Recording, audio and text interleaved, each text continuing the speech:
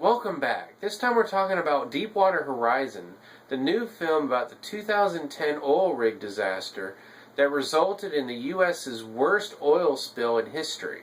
And while I in no way want to discount the impact of that oil spill, I live on the Gulf Coast, so believe me, I know its impact. When people talk about the disaster, the fact that quite a few people died on the oil rig when it exploded rarely comes up in conversation. So I was pretty intrigued by this movie, considering that was its focus, more on the disaster itself rather than the resulting oil spill. The story focuses on an engineering technician named Mike Williams, played by Mark Wahlberg. He works for Transocean, which actually owned the Deepwater Horizon rig, which was digging a well for BP. The cast also includes Kurt Russell, who plays Mike Williams' boss, as well as John Malkovich, who plays a representative of BP. The film begins by giving us a glimpse of Mike Williams' home life before he and several others return to the Deepwater Horizon rig to continue their work on this particular well. And much of the film focuses on the hours leading up to the disaster itself, and then the disaster,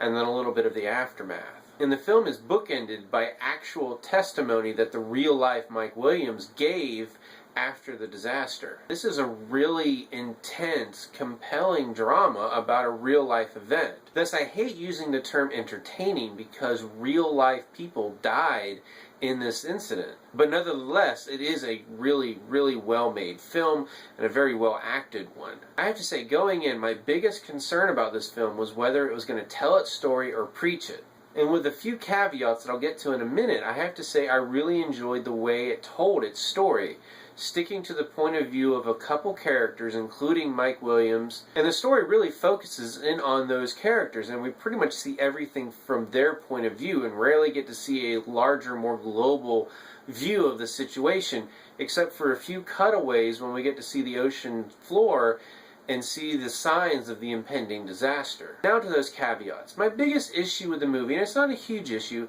is just how black and white this story is. And I don't claim to know exactly what happened, and I'm not saying how accurate the story we're told in this movie is.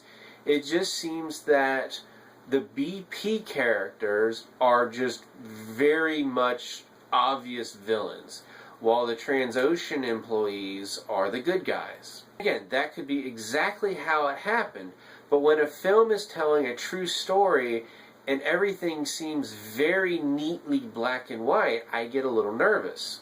It really didn't affect my enjoyment of the movie. Again, it's just something that I took away, and I'm just not sure how accurate the film was in that case. The other issue I had, story-wise, was just how heroic the Mike Williams character was. Again, I'm not claiming that the film is inaccurate. It just seems that every step of the way he makes the most heroic moral decision that he could. And there's actually an instance in some of the testimony that we get to hear at the end that almost seems to contradict one of the scenes from the movie. Again, it could be completely how it happens.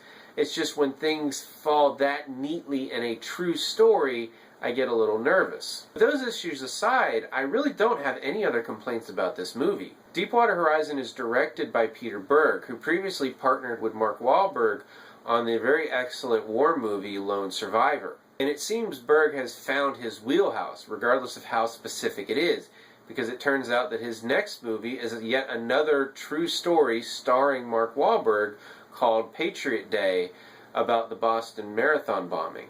But I really don't have any complaints considering how well his previous work with Mark Wahlberg has been. And I would be remiss if I didn't talk about the production values of this movie. In an age of very high-end special effects, whether they're practical or computer-generated, you can typically tell how a particular movie was made.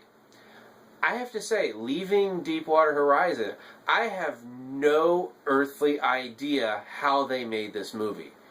If you told me that they built a life-size oil rig and then essentially blew it up, I'd believe you, because there is no moment in this movie where I felt like I was watching computer-generated effects or a model or anything like that. This movie felt real. I mean, insanely real, which resulted in it being as compelling and intense as it is. Again, I have no idea how they did it, but just props to everyone involved in the making of this movie, because oh my god, it is realistic and freaking scary when you're watching it on the big screen. So again, I'm not going to call this movie entertaining, because we are watching a recreation of events in which quite a few people died.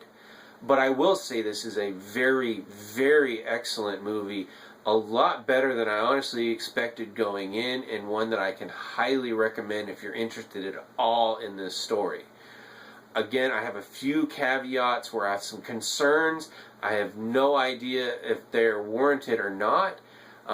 But other than those, this movie really has no complaints for me. So if you've seen Deepwater Horizon, let me know what you thought about it.